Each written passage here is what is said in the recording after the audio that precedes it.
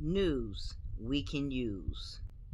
And I've told a couple people that know us, what's been going on and what we're dealing with. But I want to add our story to the many others so that somebody knows what's going on.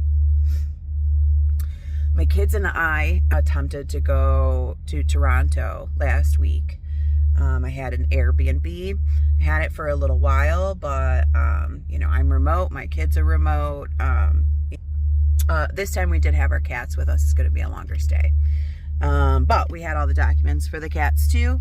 And, recent rabies shots, the health certificates, the whole 9 yards. They didn't give a shit about the cats. Actually, they never even looked at the cats. So I just have to throw that out there. It's just us, our suitcases on top, and the animals in the back, and all of the appropriate documents. We went over on January 6th. We had no idea, we had no way to know what Donald Trump was going to do on January 6th. I mean, God, we should have known. But the officer told me that they've been flagging families and anyone who doesn't seem to have enough reason to go back to the U.S. And she said, matter-of-factly, there's not a whole lot of people who have a lot of reason to go back to the U.S. considering the state of things.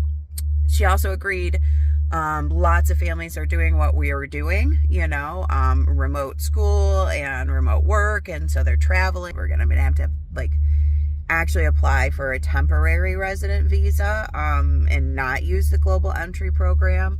And that means that I'm going to have to, I had to go get a fingerprint report from the Michigan State Police, and I have to get a couple more documents. The things that are happening in the U.S., they are afraid that people are going to be jumping borders. They said they're turning lots of people away, and literally any reason they can find to turn you away, they're turning you away.